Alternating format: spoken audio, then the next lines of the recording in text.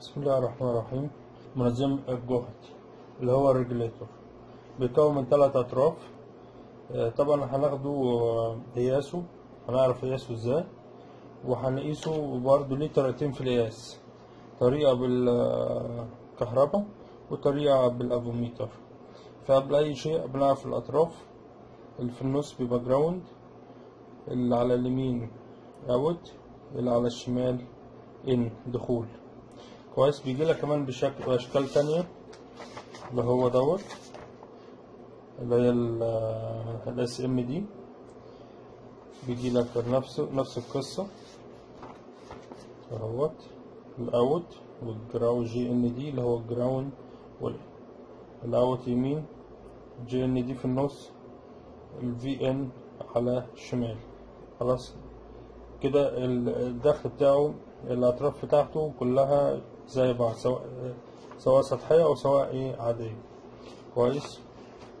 حاجة بس تتعلمها مني، دايما الخارج بيبقى على اليمين، عشان ما تنساش تعلم الحتة دي مني.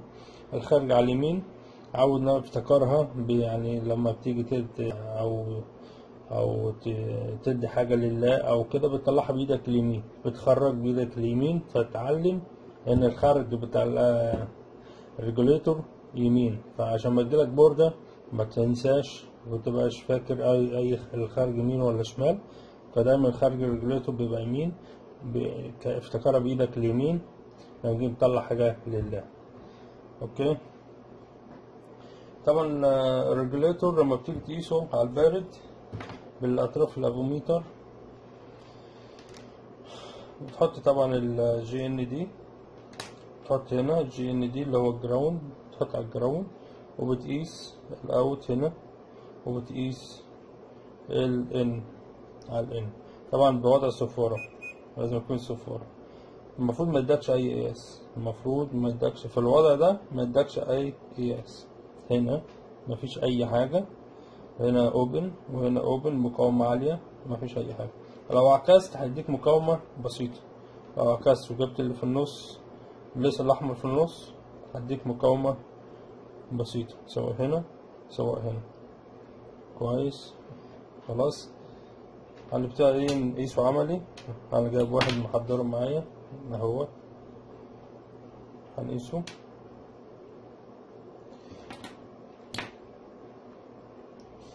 هناخد اللي في النص زي ما قلنا، اللي في النص اهو. شوف الافوميتر معايا، انتبه الافوميتر، ادي اللي في النص على الطرف اللي هو الاوت اليمين، مفيش اي حاجة. بص هنا على الشمال مفيش اي حاجة. خلاص. نعكس الاطراف، الاحمر في النص، هو كده سليم. خلاص طالما انت عملت كده سليم، بس انا حاجة تعليمية، طالما انت حطيت الاسود في النص وما اعطاكش قياس يبقى ده سليم 100%. بس برضو مش تبقى في الصورة، هتحط الاحمر في النص على الجراوند اللي هو جي ان دي، اللي هو دوت جي ان دي، هنحطوه ونقيسه. شوف حطينا مقاومة في الافوميتر اهي 700، وقول 700 وقول 700 او 600 او 700 اوم، 700 اوم. لو عملت هنا اهو عمال يغير معايا حوالي 600 اوم نفسه، برضو 600 اوم. كويس. خلاص. ده في حالة ايه؟ في حالة لو انت حطيت الاحمر في النص. خلاص. نرجع بقى لايه، تخلي دي على الشيلة خلاص، ونخليه.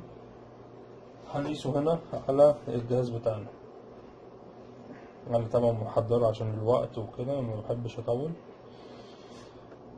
محضر طبعا الباور سبلاي بتاعي، انا هشابكه وهعطيله 12 فولت.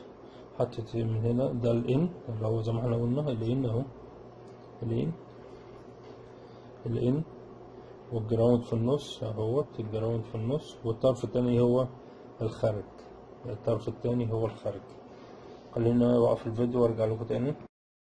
طبعا انا وقفت الفيديو، وصلت اطرافي جبت الافوميتر بتاعي، خدته على وضع دي سي، وصلت الخارج بتاع الريجوليتور وصلته على الافوميتر، والكومن اللي هو الجراوند وصلته على في النص الجي ان دي جراوند زي ما موجود هنا معايا، والدخل بتاع الريجوليتور وصلته بالباور اللي هو الدخل ده اللي هو الان اللي احنا قلنا عليه في الاول ان دخل معايا، والجراوند بتاع الباور سبلاي اهوت. كويس. دلوقتي انا اعطيله 10 فولت. ال 10 فولت دي لو انا قللتها طبعا اعطيني هنا 8.81 يعني 9 فولت، لان الريجوليتور ده 9 فولت. طبعا لما يكون الريجوليتور 9 فولت لازم تديله يا 9، يعني انت لو عاوز يشتغل معاك صح تديله اكتر من 9، لو عطيته اقل من 9 ما هيشتغل معاك. لو انا قللت الفولت بص ناقص معايا ازاي، لو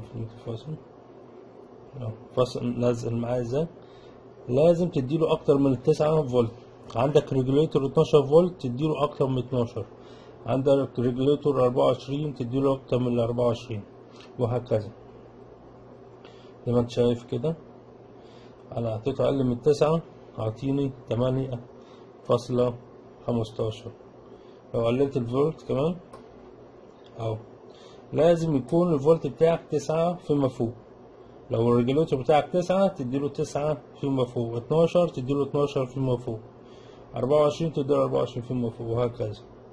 لازم يكون 9 فولت، لأنه مش منطقي تديله 8 يطلع لك 9، تديله 9 اهو 8.76 كده مظبوط مع 9، زود شوية اهو 8.81 كده شغال معايا 100%. 10 فولت نفس القصة. فطبعا لما يكون عندك دايرة، لو انت دايرة مثلا عندك 5 فولت، الريجوليتور 5 تديله 12 مفيش مشكلة. كويس. طب نزود الفولت، نزود الفولت معايا زي ما انت شايف. طول ما الفولت عمال يزيد مفيش اي مشكلة هنا نهائي، مثبت الفولت، مثبت الفولت ما عندهوش مشكلة نهائي، يعني مش محوق فيه اي حاجة. طول ما تزود مفيش ادنى مشكلة. 20 مفيش حاجة بتتغير نهائي هنا زي ما انت شايف. ده الميزة بتاعت الريجوليتور. طبعا الريجوليتور بيوصل لحد، طبعا مواصفات الريجوليتور كل ريجوليتور وليه مواصفات. في ريجوليتور بيستحمل لحد 40 فولت، في ريجوليتور بيستحمل لحد 30، اللي معايا ده بيستحمل لحد 30 فولت.